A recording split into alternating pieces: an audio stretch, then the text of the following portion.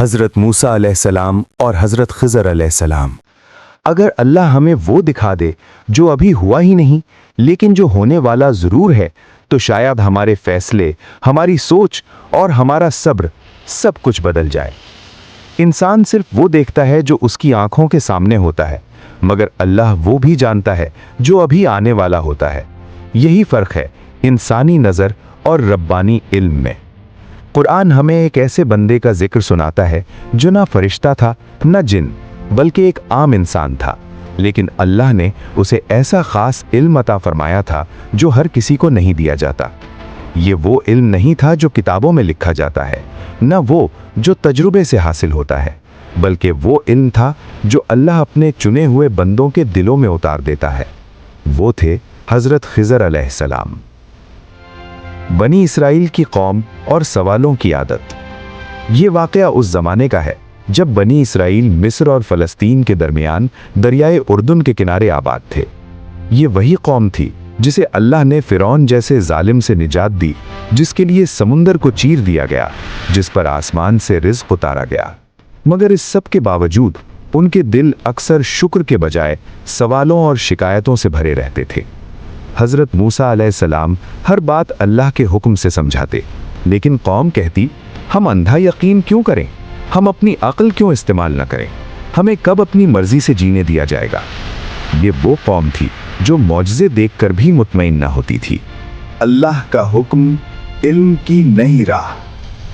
ایک دن اللہ تعالیٰ نے اپنے عظیم نبی حضرت موسیٰ علیہ السلام سے فرمایا، میرے بندوں میں سے ایک ایسا بندہ ہے جس کے پاس ایسا علم ہے جو تم سے بھی زیادہ گہرا ہے۔ تم اس کی تلاش کرو اور صبر کے ساتھ اس سے سیکھو۔ یہ بات حضرت موسیٰ علیہ السلام کے لیے حیران کن تھی۔ ایک نبی جس سے اللہ براہ راست ہم کلام ہوتا ہے، اور پھر بھی کوئی ایسا بندہ جو علم میں ان سے آگے ہو۔ مگر حضرت موسیٰ علیہ السلام صرف نبی ہی نہیں تھے، وہ ایک سچے طالب علم بھی تھے۔ انہوں نے عرض کیا، اے میرے رب، مجھے اس بندے تک پہنچا دے۔ اللہ نے نشانی بتائی، ایک مچھلی ساتھ لو، جہاں وہ مچھلی زندہ ہو کر غائب ہو جائے وہیں تمہیں وہ بندہ ملے گا۔ وہ سفر جو فاصلے کا نہیں صبر کا تھا۔ حضرت موسیٰ علیہ السلام اپنے ساتھی کے ساتھ روانہ ہوئے۔ دن گزرتے گئے، راتیں بدلتی گئیں۔ ریگستان کی تپش، پتھروں کی سختی، بھوک اور تھکن، مگر ان کے قدم نہیں رکے۔ انہوں نے کہا، میں چلتا رہوں گا، چاہے مجھے برسوں کیوں نہ لگ جائیں، کیونکہ یہ سفر جسمانی نہیں تھا، یہ علم اور راز کا سفر تھا، دو سمندروں کا سنگم اور نشانی۔ آخرکار وہ مقام آ گیا جہاں دو سمندر ملتے ہیں۔ وہاں ایک عجیب سی خاموشی تھی، پانی کی آواز دل میں اترتی محسوس ہوتی تھی۔ اچانک وہ مچھلی جو ان کے ساتھ تھی زندہ ہو گئی۔ اس نے پانی میں چھلانگ لگائی اور اس طرح غائب ہو گئی جیسے سمندر نے اس کے لیے راستہ بنا دیا ہو۔ یہی اللہ کی نشانی تھی۔ پہلی ملاقات، عام چہرہ، غیر معمولی علم۔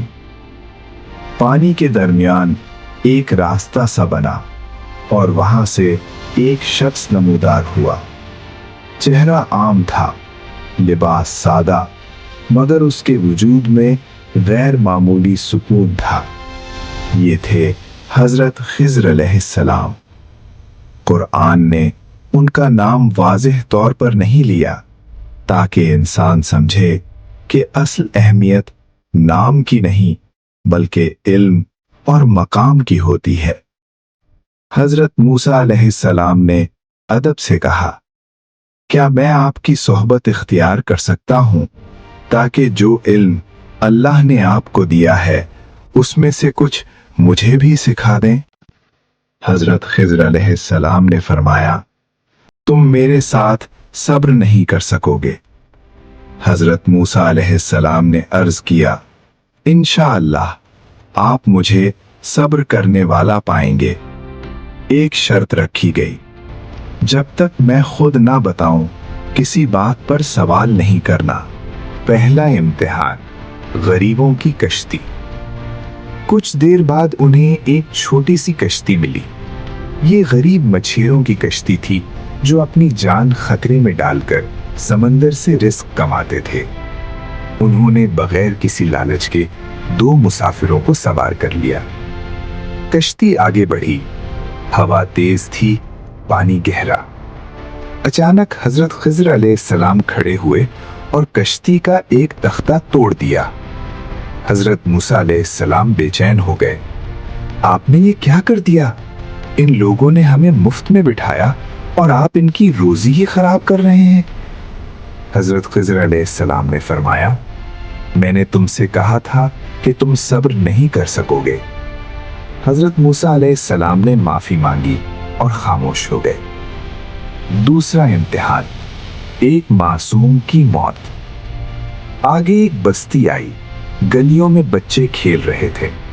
उनमें से एक लड़का हंसता हुआ दौड़ रहा था। हजरत खिज़र अलैहिस्सलाम रुके, उसे देखा और एक लम्हे में उसकी जान ले ली। हजरत मूसा अलैहिस्सलाम कांप उठे।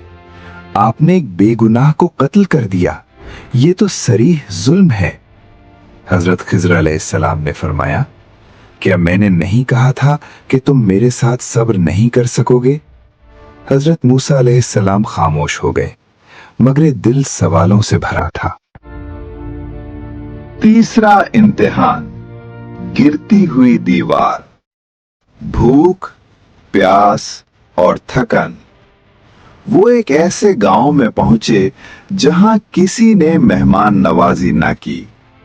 वहीं एक दीवार गिरने के करीब थी।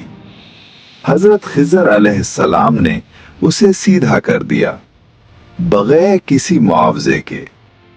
हजरत मूसा अलैहिस्सलाम बोल उठे, कम से कम इसका मुआवजा तो ले लेते।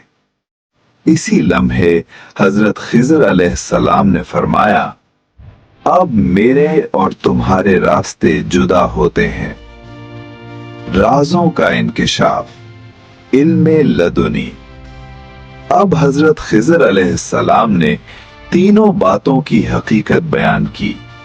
उन्होंने फरमाया, कश्ती इसलिए तोड़ी क्योंकि आगे एक जालिम बादशाह था जो हर अच्छी कश्ती जबरदस्ती छीन लेता था। मैंने उसे ऐबदार बना दिया ताकि वो गरीब महफूज रहे।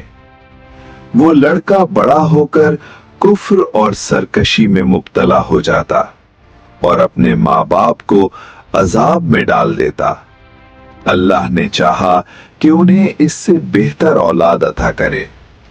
और उस दीवार के नीचे 2 यतीम बच्चों का खजाना दफन था। उनका बाप नेक आदमी था। अल्लाह ने चाहा कि ये खजाना उनके बालिग होने तक महफूज रहे।